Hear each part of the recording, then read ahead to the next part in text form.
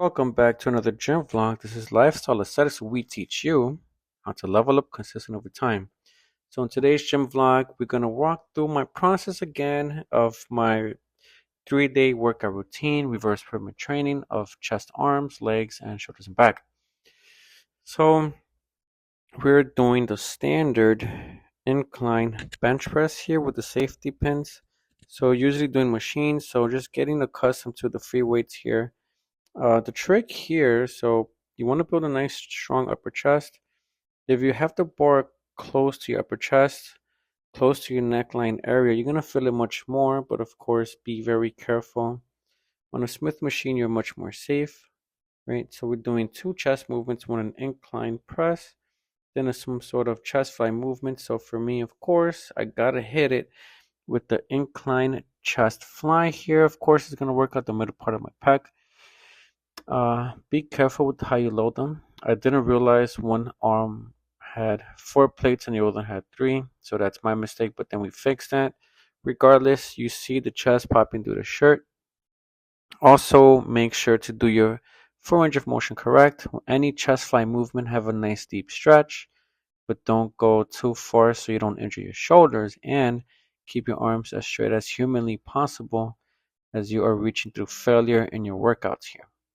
So 2 sets for both. Okay, that's what we're doing. And then some tricep extension here. Okay. With the rope, you do feel, well, I feel more awkward when I hold them out. So next time when I am doing it with the cables and the rope, I feel like just having it close without stretching them out. Um, I will feel much more tension on the triceps regardless. You don't need too much weight on this as long as you do it correct. And you are controlling the rhythm here. So having some strong triceps will help you enhance your arms. And then we're doing some deep, well, not deep, but just an incline bench.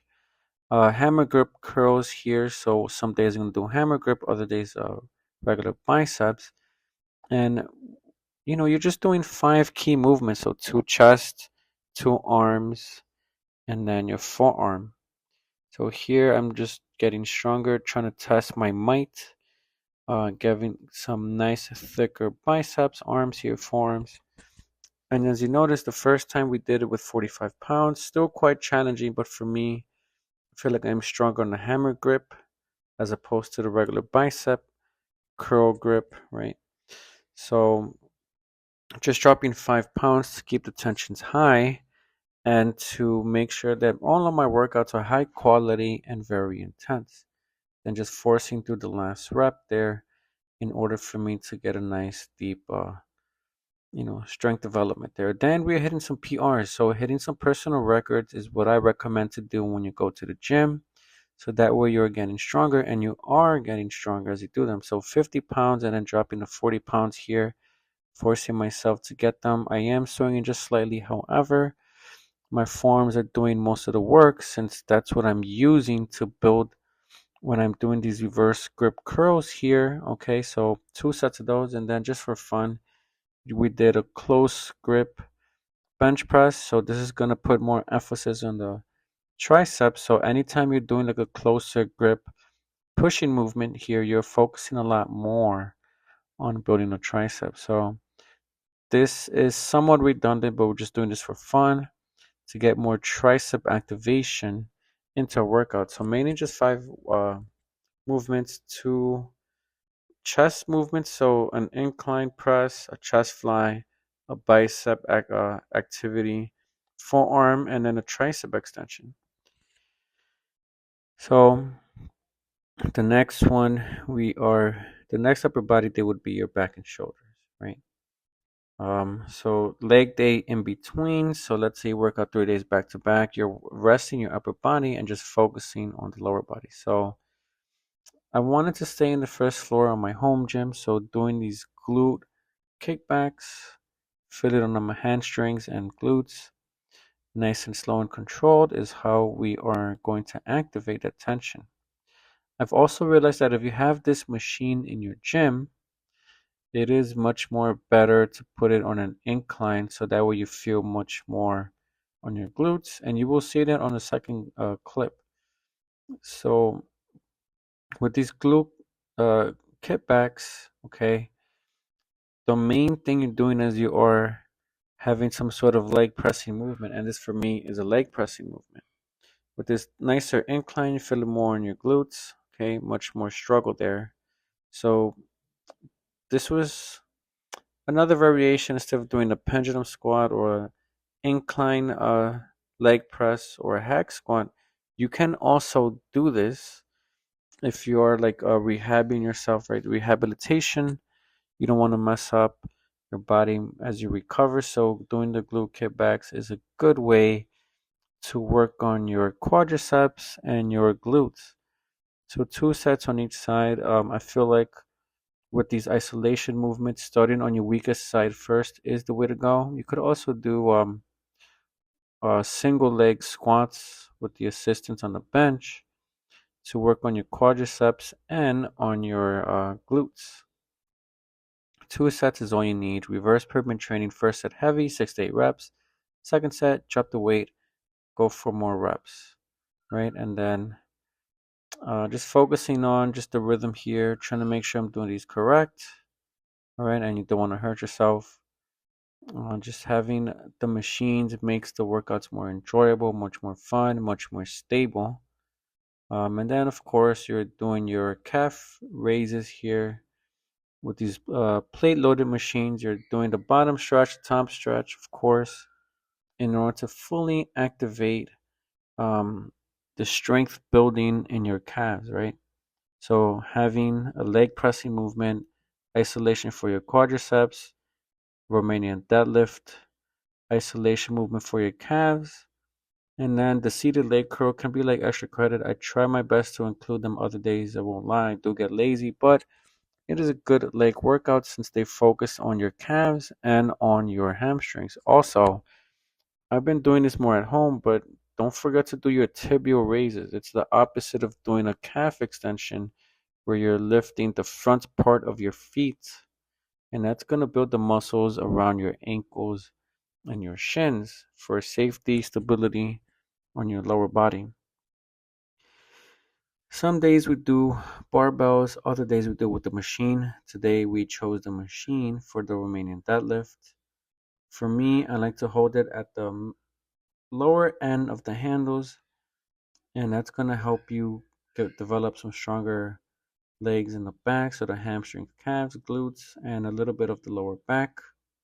So 2 sets there, and then we always add some trap movements on our leg day, especially since we are doing right after the Romanian deadlift. That's what I always opt to do, having a nice stabilizer muscles in between your neck and your shoulders.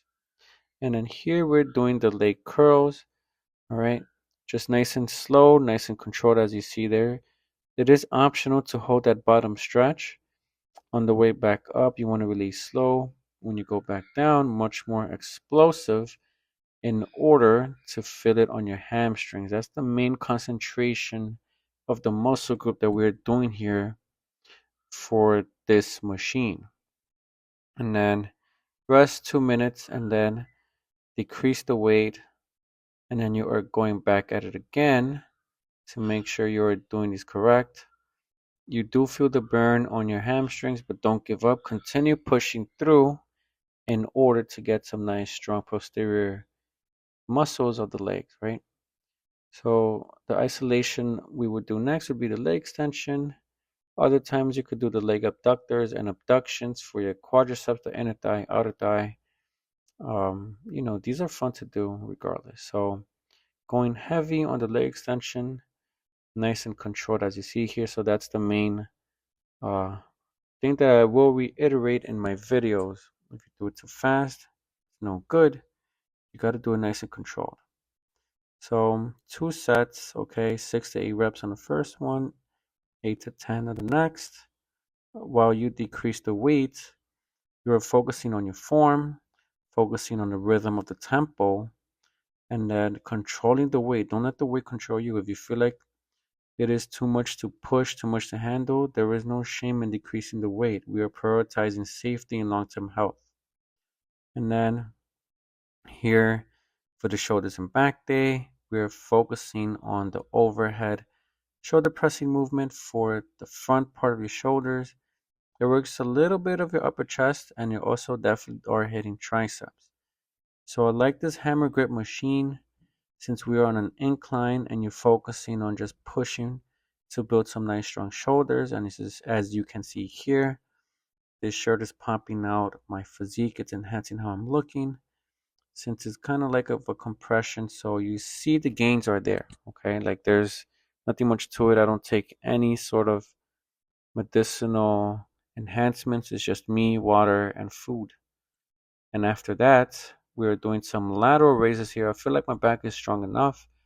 So focusing on my shoulders, getting them nice and round, nice and capped, developed. So the first three exercises when you're most fresh. So that's what I wanted to focus on this particular day. So going heavy, 30 pounds, then you decrease to 27 and a half or 25 pounds. Just focusing on lifting with the elbow and twisting at the last minute. And then of course, cannot forget the upper back and the rear shoulder. So the nice wide grip rows here. You see my traps are popping through. My upper back is popping through the shirt. So my routine works.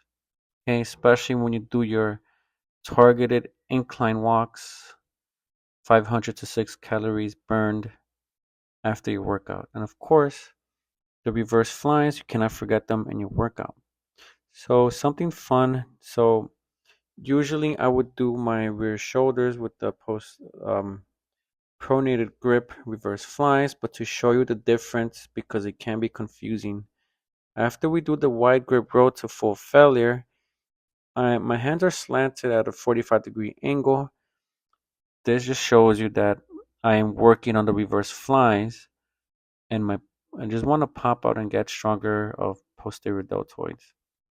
And then with this MTS machine, the isolation on each side, these machines are legendary. They're a grade 10 out of 10. Okay. They are quite heavy. We first started with 80 pounds and I'm struggling to do it with the 90 pounds. My entire back is getting cooked and I am getting strong. As you see here, my lats are getting thicker, the density of my traps here. So if you have this machine, you are blessed. Definitely do not take these machines for granted. And then of course, rest for 2 minutes and then decreasing the weight. So I just decreased 10 pounds since I want to keep the tension good since I'm only doing 2 sets. And then as you notice with this machine, I'm just holding it at the bottom stretch here for a good 1 second, sometimes 2 second holds, and then slowly releasing it as we go. And then the underhanded grip here for, of course, still back thickness, but more so as on the lower parts of my back, and just holding that bottom stretch here, and then releasing on the way back up, and then decreasing the weight on my second set. Okay. Overall, these workouts are fun. Okay, of course, you can still do your standard push pull legs. For me, I like to do this one. Other times, just to switch it up, we do chest back, legs, shoulders, and arms. But for me, I like these. With this one, we did like a pronated grip and underhanded grip. So I wanted to focus on some neutral grip. So this one is more for fun. It's still going to develop a nice back. The trick here, but this bench is not as long, is that you're letting the weight carry you forward and then you are pulling it to your hip, okay? You're not leaning too far back because then that would be cheating. But just letting the weight carry you forward, you will definitely feel it on your back. And that's a good trick here overall when you're doing your back movements, okay? And then after that, that's pretty much it. So I'll catch you guys in the next video. Hope you like it. Hit the thumbs up button. Subscribe for more gym content.